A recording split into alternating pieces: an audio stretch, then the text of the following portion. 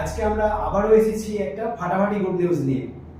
আজ আমরা জেনে নেব এই ভদ্রলোকের বাড়ি কোথায় এবং ইনি কোথা থেকে এসেছেন, কেন এসেছেন এবং কিভাবে কি করতে চাইছেন এই বিষয় নিয়ে একটু জেনে নেব। তো স্যার, আপনার বাড়ি কোথায়? বাড়ি সুন্দরবন। আচ্ছা, আপনি কখন এসেছেন? আমি বেরিয়েছি ভোরের বেলা। আচ্ছা, এখানে এসে পৌঁছেছি 1টা 10। আচ্ছা, এখানে যে আপনি বডি ডিটক্সিফিকেশন থেরাপি করলেন কেমন লাগলো? খুব ভালো, খুব ভালো। আচ্ছা, এরকম পরিষেবা এর আগে পেয়েছিলেন? কোথাও আগে কোথাও পাই, জীবনে প্রথম? এই প্রথম। Thank you. আজকে উনি জীবনে প্রথম বডি ডিটক্সিফিকেশন করে যে আনন্দ পেয়েছেন, উনি সেই আনন্দের উপভোগটা উনি বলতে পারছেন না যে কিভাবে বলবো, কিন্তু উনি খুব আরাম পেয়েছেন। এর আগে কখনো জীবনে উনি করেননি। তো মাই ডিয়ার ফ্রেন্ডস, আমি আরো জানতে চাইবো যে আপনি এই মাস্টার নিউট্রিশন এডুকেশনটা আপনার মেয়েকে করাচ্ছেন কেন?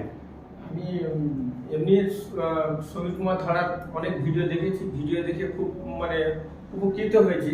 সব রকম করে সাধারণভাবে পড়ে, সেই জন্য আমার ইচ্ছা হয়েছে আমার মেয়েকে এই নিউট্রিশনে ভর্তি করে আমি কিছু করাতে চাই, যাতে আমার দুঃখ দুর্দশাটা দূর হয়। কারণ আমি খুব গরিব মানুষ, খুব করে চলে। আমার মেয়েকে করিয়ে যাতে খুব আমি উপকৃত হই, তার জন্য আমি ভর্তি করি। তো দেখুন মাই ডিয়ার ফ্রেন্ডস, আজ আমাদের কারণে আমরা কত টাকা রোজগার করি, কিভাবে সংসার চালাই, আমাদের হাঁড়ির খবর হাঁড়িতেই থাকে, কিন্তু সেটা আমরা বাইরে প্রকাশ করতে পারি না। আজকে এই ভদ্রলোক, উনি সমীর কুমার ধারা মহাশয়ের ভিডিও দেখে কাঁচা খাওয়া দাওয়া উনি চালিয়ে উনি যে উপকার পেয়েছেন, উনি যে সেই উপকৃত হয়েছেন, আজকে উনি সিদ্ধান্ত নিয়ে ফেলেছেন যে ফাইনালি যে আমার মেয়েকে যদি আমি এটা শিক্ষাটা আমি দিই, তাহলে আমি সেই মেয়ের কাছ থেকে আমার গরিবি দূর করতে পারবো। আমার মেয়েই পারবে আমার জীবনের গরিবি দূর করতে। তো সেই রাজকন্যাকে আমি অবশ্যই আরো দুটো বই গিফট করব।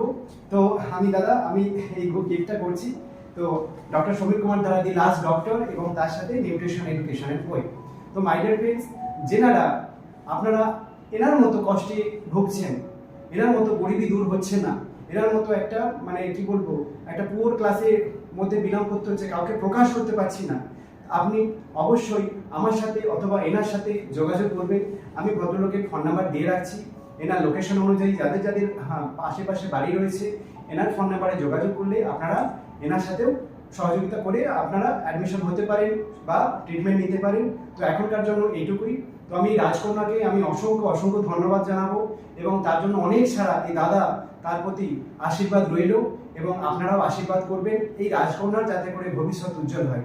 কারণ আজকে নারী জাতি, নারী সমাজ আজকে যদি জাগ্রত হয়, তবে আমাদের রান্নাঘর জাগ্রত হবে, তবে আমরা সুস্থ থাকতে পারবো, ভালো থাকতে পারবো। তো থ্যাংক ইউ এভরিওয়ান, এখনকার পর্যন্ত এইটুকু। ধন্যবাদ।